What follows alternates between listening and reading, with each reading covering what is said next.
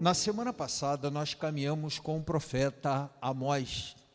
Vimos no relato da vocação de Amós, que Amós não era um profeta profissional, não era filho de profeta, como ele mesmo disse, né?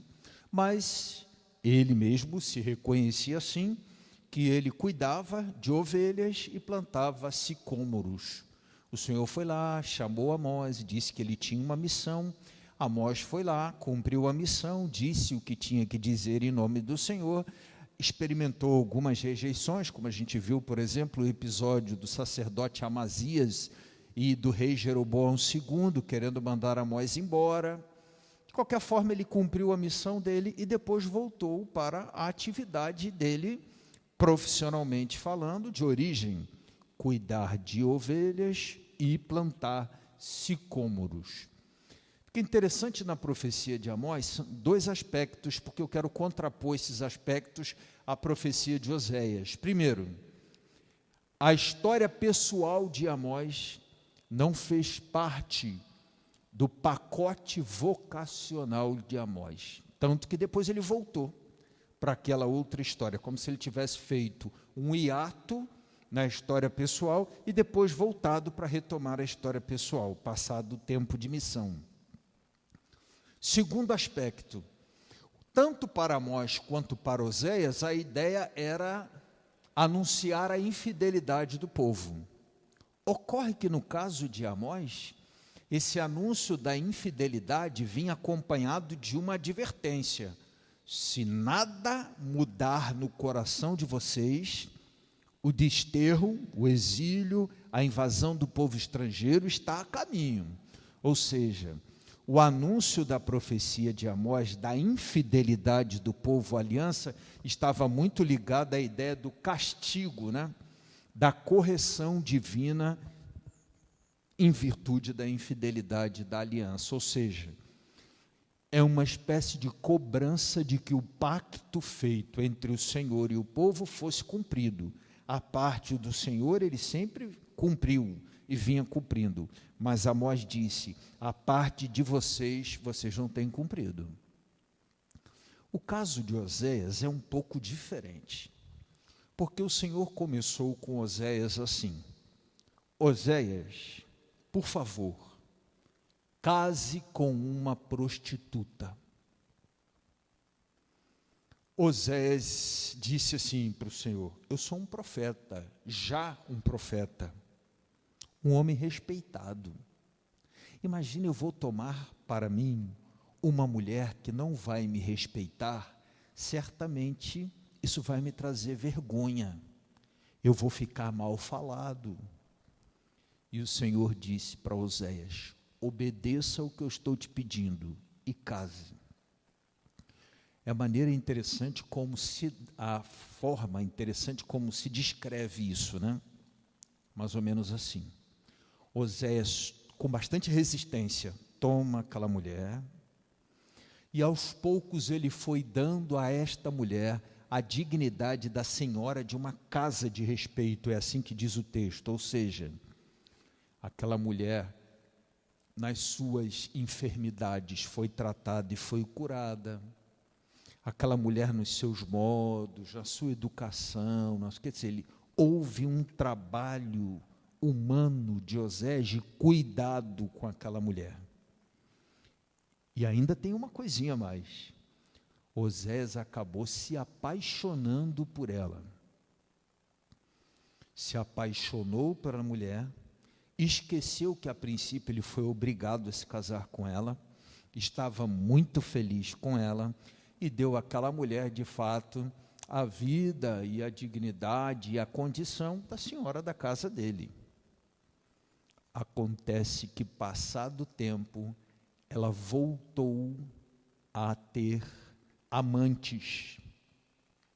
E diz o livro de Oséias que a coisa era de tal forma que ela, antes, prostituta, recebia, e agora ela pagava, naturalmente com o dinheiro de Oséias, para estar com os amantes.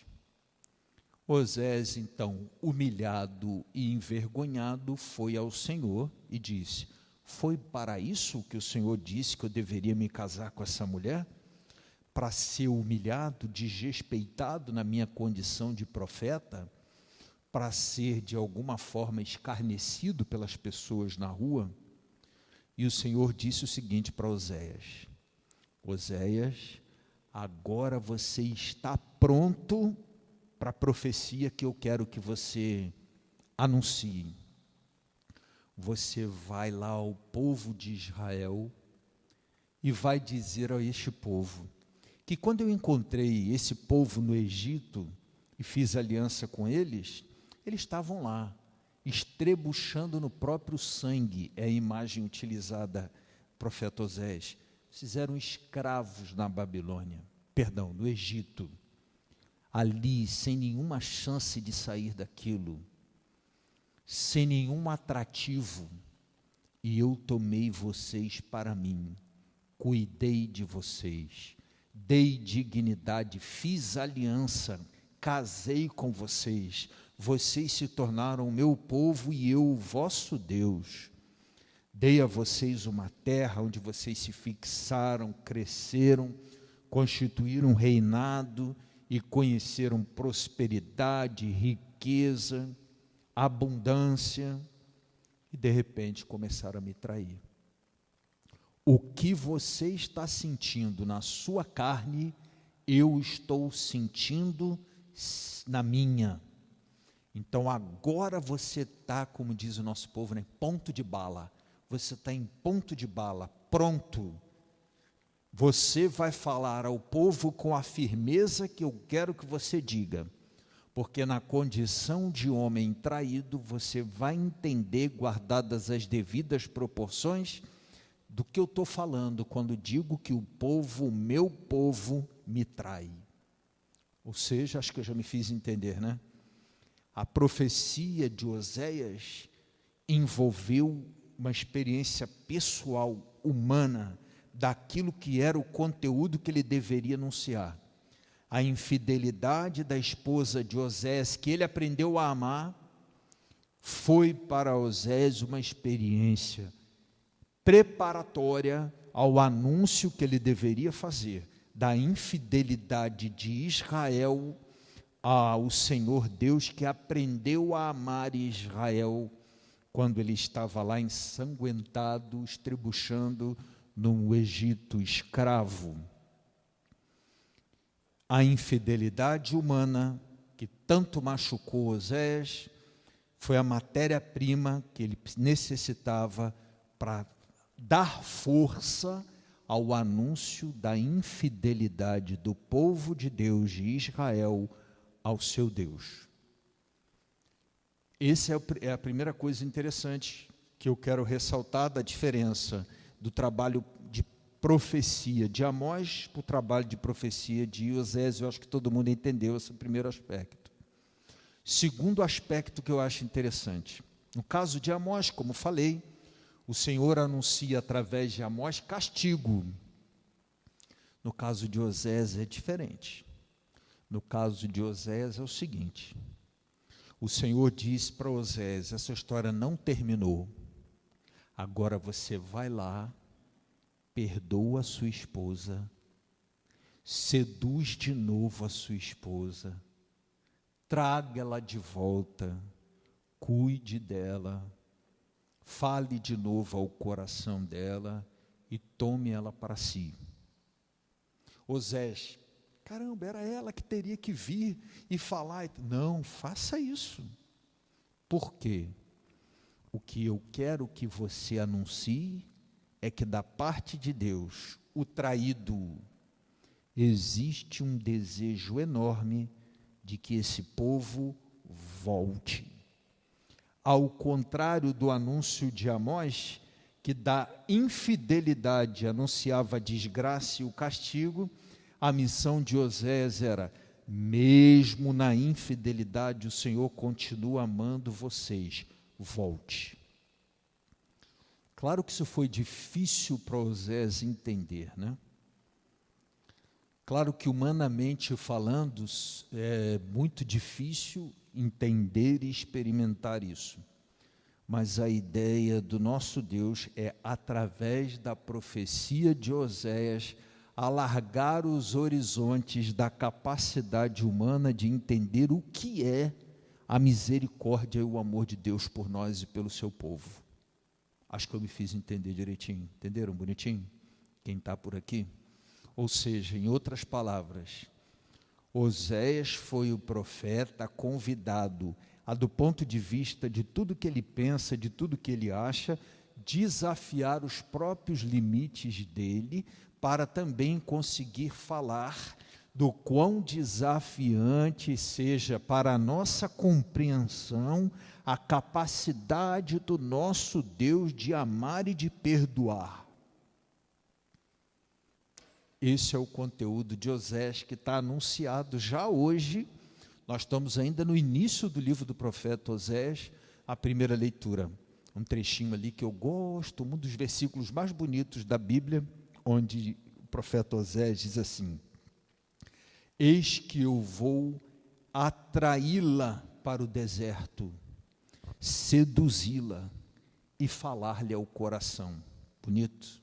Porque foi exatamente assim, no deserto que o Senhor achou o seu povo, num lugar de solidão desoladora, estrebuchando no próprio sangue. Foi lá que o Senhor buscou o seu povo, foi lá que ele atraiu, falou o coração e fez aliança com esse povo. Então é mais ou menos essa ideia de levar de novo aquele lugar onde tudo começou e começar uma história nova. Interessante que os casais humanos, né, eles têm muito essa coisa de, vamos fazer 25 anos, vamos para o mesmo lugar que a gente foi na lua de mel, não tem isso? Vamos fazer 10 anos, quem sabe a gente voltar lá àquele lugar. Existe, mesmo que a gente não perceba, por trás disso, uma coisa do resgate de alguma coisa inicial que pode ter ficado pelo caminho, a retomada de alguns sentimentos que ficaram por ali. Isso está presente nesse texto, né? O Senhor vai levar de novo Israel para aquele lugar onde tudo começou, para recomeçar uma história com Israel. Acho que por hoje, de Oséias, está bacana. Quarta-feira a gente continua, mas amanhã a gente não tem missa, né? Mas eu vou colocar na reflexão de manhã, que já está pronta, o texto de amanhã fala do quanto Israel errou com Deus, né? Escolhas erradas, investiram mal o ouro e a prata que conquistaram, desperdiçaram energia em coisas que não tinham nada a ver com a vontade de Deus, ou seja, o quanto se afastaram com os bens que o próprio Senhor tinha concedido, com as graças que o próprio Senhor tinha concedido. Eles se aproveitaram desses bens para se afastar, para tirar um pouco da vida deles a presença do Senhor, que foi fonte de tudo aquilo que eles receberam. E no evangelho de amanhã, Jesus olha para uma multidão. Jesus acaba de fazer um milagre. Jesus faz o milagre e a turma não tinha como questionar o milagre. Então os fariseus dizem assim: em nome de quem você fez esse milagre? Para de alguma forma descredenciar o milagre realizado por Jesus. Jesus nem responde. Jesus olha para aquela multidão que tem aqueles líderes e tem compaixão da multidão, porque eles são como ovelhas sem pastor. Assim como Oséias olhou para Israel e para a própria esposa e disse: povo perdido, coitados, né? Quantas decisões, quantas escolhas erradas. Então, no tema da nossa reflexão de amanhã, tem essa coisa do olhar compassivo de Oséias e o olhar compassivo da multidão. Mas voltando a hoje, no evangelho que nós acabamos de ouvir, fica claro para a gente, nesse bonito texto que a gente acompanhou da missa, que o Senhor vai ao encontro, como o Senhor de Israel, através de Oséias, tomou a iniciativa para restaurar a aliança, né? Ao contrário da expectativa de Oséias: poxa, ela errou comigo, ela que tem que vir pedir desculpa. Não, você que vai lá, porque sou eu que vou lá também, ao encontro do povo para refazer a aliança, é você que vai lá. Então é isso que acontece no texto de hoje. Um homem se aproxima de Jesus e diz: minha filha precisa de você. E Jesus diz: eu vou lá. E Jesus foi lá, ao encontro da necessidade dela, e no caminho encontrou uma outra mulher com fluxo de sangue, que ele também socorreu. Então a gente celebra hoje, na palavra de hoje, essa coisa do nosso Deus que sempre vai na nossa frente. A iniciativa é dele, ele vai na nossa frente, né?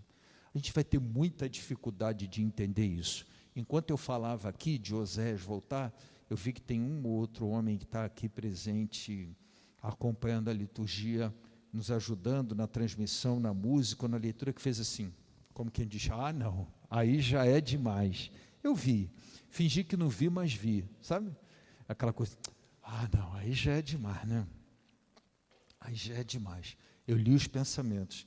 Imagino que de casa também, né? Eu estou pensando em alguns amigos que possam estar acompanhando aí, passando alguma mensagenzinha para o meu celular, para falar umas coisas de Oséias que não dá para falar aqui, né? Mas assim, para ficar bacana para a gente entender, é difícil, mas o nosso Deus, ele toma a iniciativa, né? Mesmo quando ele é o traído, mesmo quando ele é a parte ofendida. O desejo de reconciliar fala mais alto do que a satisfação da justiça para quem se acha injustiçado. A vontade de ser misericordioso sempre supera aquela de ser vingativo. E é exatamente isso que nós temos que aprender hoje com o nosso Deus. Vamos com alegria acompanhar nossa procissão, oferecer nossa vida, nossa história. Repito que você pode mostrar sua solidariedade com a nossa comunidade, participando da missa, como quem daqui participa, e fazendo o seu ofertório. É hora de socorrer e ajudar a nossa comunidade. Pode fazer isso pelo PicPay ou pela transferência bancária. Os dados estão aí nos comentários para a gente acompanhar. Vamos cantar com alegria nosso canto das ofertas.